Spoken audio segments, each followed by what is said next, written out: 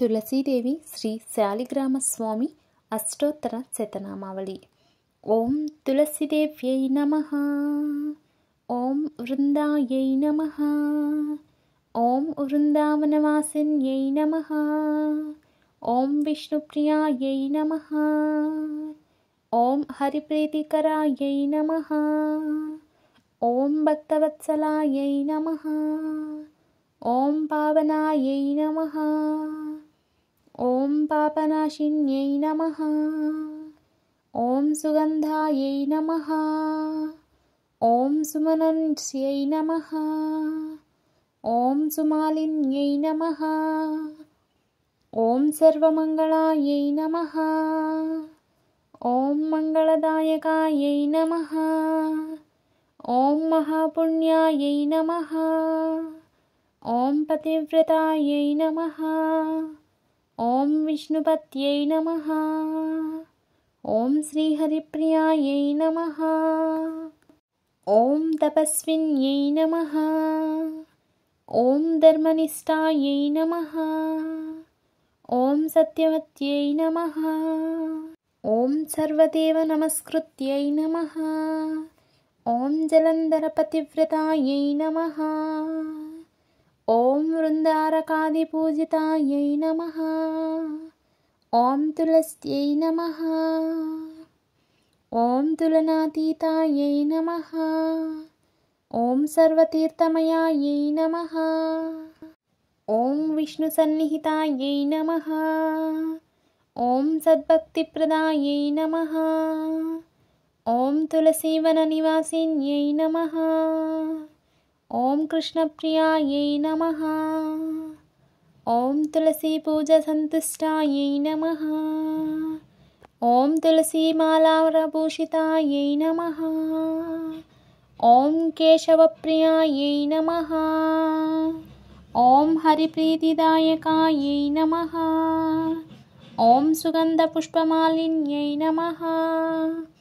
ओं विष्णुपादप्रियायै नमः। ओं वृन्दावनेश्वर्यै नमः। ओं हरिपूजाप्रसन्नायै नमः। ओं पापहारिण्यै नमः। ओं पुण्यप्रदायै नमः। ओं भक्तवनितायै नमः। ओं सौभाग्यदायकायै नमः। ओं विष्णुसंयुक्तायै नमः। ओं तुलसीकल्याणप्रदायै नमः। ओं तुलसीव्रतपरायै नमः। ओं शालिग्रामप्रियायै नमः। ओं तुलसीदेव्यै नमः। ओं महाभाग्यायै नमः। ओं वृन्दावननिवासिन्यै नमः। ओं श्रीहरिनामप्रीतिकरायै नमः। ओं तुलसीमालाधारायै नमः। ओं पापविमोचनायै नमः। ओं पुण्यस्वरूपायै नमः। ओं तुलसीप्रसन्नायै नमः। ओं तुलसीदेवतायै नमः। ओं वृन्दावनप्रियायै नमः। ओं श्रीकृष्णानुसेवितायै नमः। ओं मोक्षप्रदायै नमः। ओं शान्तस्वरूपायै नमः। ओं सदानन्ददायै नमः। ओं भक्तवत्सलायै नमः। ओं तुलसीव्रतधारिण्यै नमः। ओं पतिव्रताश्रेष्ठायै नमः। ओं वृन्दावनपवित्रायै नमः। ओं महातेजस्विन्यै नमः। ओं भक्तसम्पत्तिदायिन्यै नमः। ओं धर्मरक्षिण्यै नमः। ओं पुण्यदायिन्यै नमः। ओं हरिनिवासायै नमः। ओं सर्वमङ्गलप्रदायै नमः। ओं वृन्दावनपतिव्रतायै नमः। ओं सर्वलोकमातृकायै नमः। ओं वृन्दावनपावनायै नमः। ओं तुलसीदेव्यै नमः। ओं श्रीहरिनिवासायै नमः।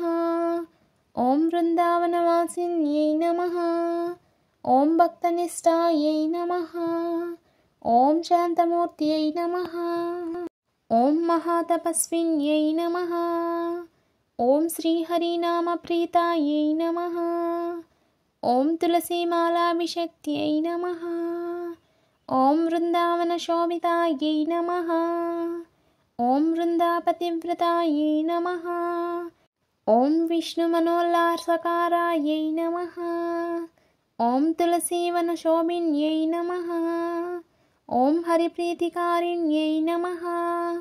ఓం భక్తసంరక్షిణ్యై నమః. ఓం తులసీపూజసంతుష్టాయై నమః.